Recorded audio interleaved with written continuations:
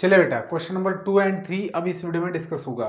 तो question number 2 words में दे रखा है, वर्ड प्रॉब्लम है। इसको सबसे पहले इक्वेशन में कन्वर्ट करना पड़ेगा और फिर आपको मैं इक्वेशन में कन्वर्ट करवा के दूंगा, आपको फिर क्रमश रूल यूज करके सॉल्व करना है। ठीक है, चलिए क्वेश्चन पढ़ते हैं। The sum of three numbers is 15 if the second number is blah blah blah and etcetera.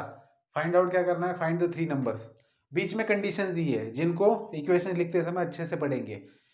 Question मेरे को समझ में आ गया क्या कि the sum of three numbers is 15। पहले कंडीशन से समझ में आ गया कि तीन नंबर का सम है, नीचे भी वही कंडीशन दे रहा है। देखो थ्री कंडीशंस रहेंगी जिससे थ्री इक्वेशंस बनेंगे और निकालना क्या है, थ्री नंबर्स निकालने हैं। तो जो भी हमें फाइंड आउट करना होता है वर्ड प्रॉब्लम के अंदर, उसको हम लोग कंसिडर करते हैं as a variable. So let the required three numbers B.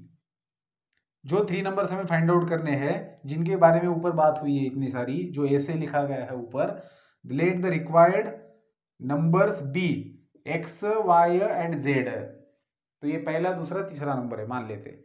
तो अब क्या बोला है, सबसे पहली कंडीशन पहले ही सेंटेंस में आई है कि the sum of three numbers is 15। मतलब ये जो तीन नंबर्स हम लोग फाइंड आउट करेंगे उनकी सम कितनी है, 15। तो X plus Y plus Z is equal to 15 है। पहले इक्वेशन मिल गया। आगे, if the second number is subtracted from the sum of first and third number. Second number is subtracted from the sum of first and third, that is sum of first and third. उसमें से second को subtract करना है, then we get 5। ठीक है, फिर when the third number is subtracted from the sum of twice the first number and the second number। देखो यहां पर कंफ्यूजन नहीं होना चाहिए, ट्वाइस द फर्स्ट नंबर का है, सम किसकी करनी है, twice the first number and second number. अब एंड सेकंड नंबर मतलब बहुतों को ऐसे लगता है कि दोनों का भी ट्वाइस करना है, नहीं।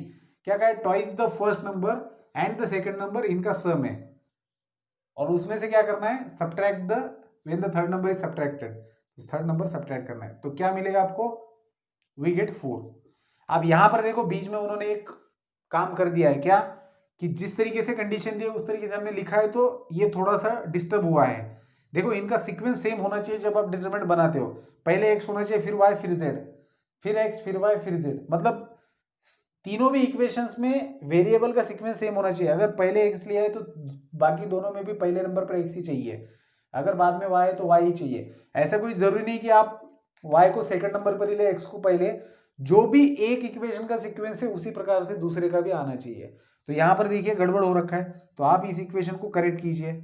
आप कैसे लिखेंगे, X minus Y plus Z.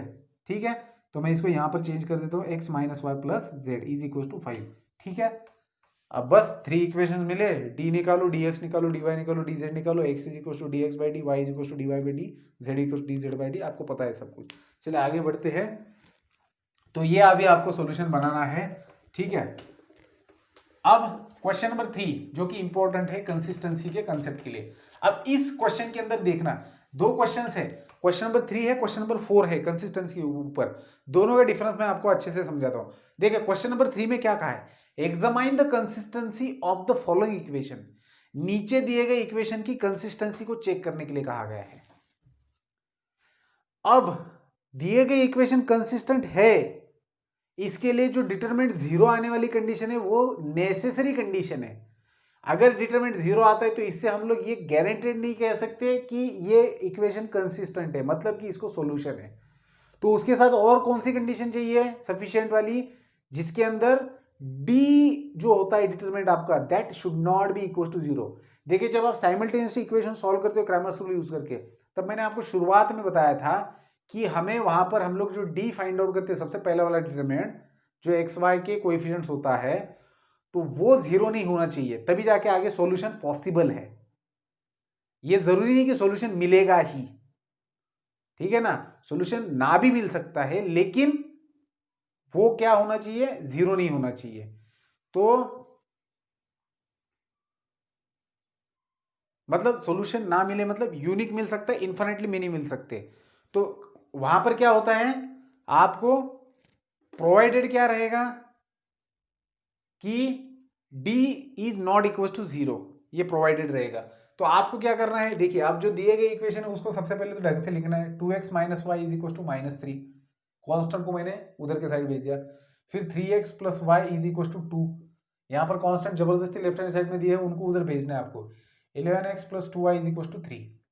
तो अब हमें क्या करना है, इसकी ये कंसिस्टेंट है या नहीं देखने के लिए अब हम दिमाग में ये चीज रखेंगे कि दूसरी सफिशिएंट कंडीशन हमें प्रोवाइड की गई है। दैट मीन्स अगर मैं इसका डी निकालू, कोई भी दो इक्वेशन को पकड़ के उसका डी निकालू मैं, तो वो नॉट इक्वल टू 0 है। ठीक है ना। तो मैं क्या चेक करूंगा फिर, सिंपल 2 - 1 - 3, 2 - 1 - 3, 3 1 2 एंड 11 2 3। ठीक है। तो ये डिटरमिनेंट अगर ये 0 आता है तो इक्वेशन कंसिस्टेंट है। तो मैं सीधा सीधा इस पर कैलकुलेशन देख लेता हूँ क्या आया है। ठीक है।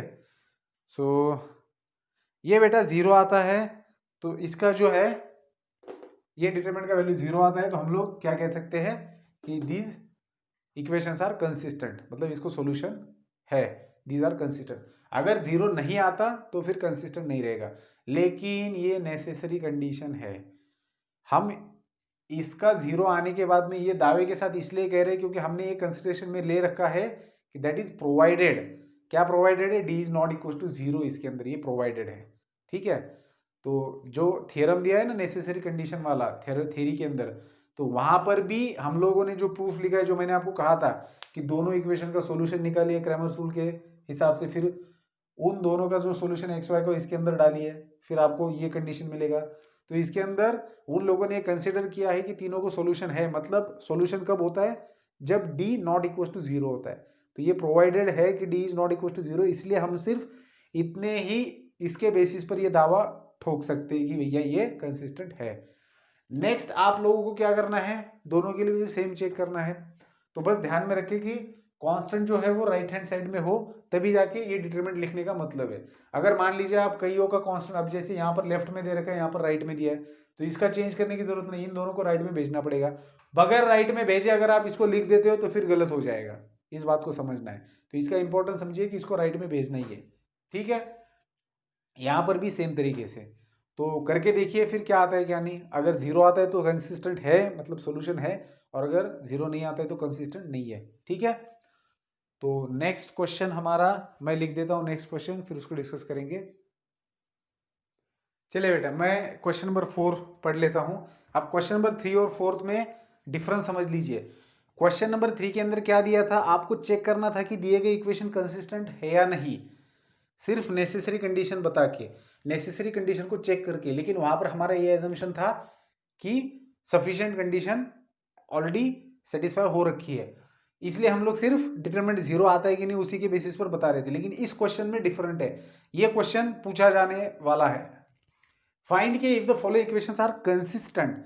यहां पर ये खुद सामने से बोल रहे हैं कि दिए गए इक्वेशन कंसिस्टेंट है। और अगर इक्वेशन कंसिस्टेंट है तो मैंने आपको शुरुआत में ही बताया था थ्योरी के अंदर कि अगर इक्वेशन कंसिस्टेंट होते हैं तो इसका मतलब डिटरमिनेंट 100% 0 होता है।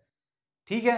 तो अगर कंसिस्टेंट है तो ये होना ही होना है। हाँ ये होता है, डिटरमिनेंट 0 आता है तो कह नहीं सकते कि कंसिस्टेंट होगा कि नहीं, लेकिन उल्टा मात्र सही है क्योंकि ये नेसेसरी कंडीशन है। ठीक है। तो मैं सेकंड वाला सॉल्व करके बताता हूं क्योंकि पहले के अंदर सारे कोएफिशिएंट मौजूद है। ठीक है ना। सॉरी, कोई भी कर लो। ठीक है ना। सेकंड वाला करता हूं, फर्स्ट आप लोग कर लेना। तो देखिए हमें क्या, सबसे पहले क्या देखना है कि कांस्टेंट को राइट हैंड साइड में भेजा है कि नहीं। ठीक है। तो कांस्टेंट को सबसे पहले राइट हैंड साइड में भेजेंगे। तो पहला इक्वेशन है kx + 3y = -1, फिर है x + 2y = -1, फिर x + y = 0 है। ठीक है। तो ये 3 इक्वेशन है बेटा मेरे पास में। अब मुझे क्या करना है, ये पता है कि दे आर कंसिस्टेंट, तो मुझे k का वैल्यू निकालना है। ठीक है। So we know that this is a consistent, therefore हम लोग क्या लिख सकते हैं, हम लोग लिख सकते हैं k 3 - 1, फिर हम लोग लिख सकते हैं 1 2 - 1, फिर लिखेंगे 1 1 0। So this is equal to 0 होता है अगर कंसिस्टेंट है तो बस बात खत्म। आप इसको सॉल्व करना है, सॉल्व करके k का वैल्यू निकालिए। सेम तरीके से आपको पहला भी सॉल्व करना है, पहले के अंदर कांस्टेंट को राइट में भेजिए और सेम तरीके से काम कीजिए। ठीक है बेटा। तो करो इसको सॉल्व और देखो क्या आते हैं आंसर, है ना। अब बाकी बचे हुए क्वेश्चन नेक्स्ट वीडियो में डिस्कस होंगे। Good bye.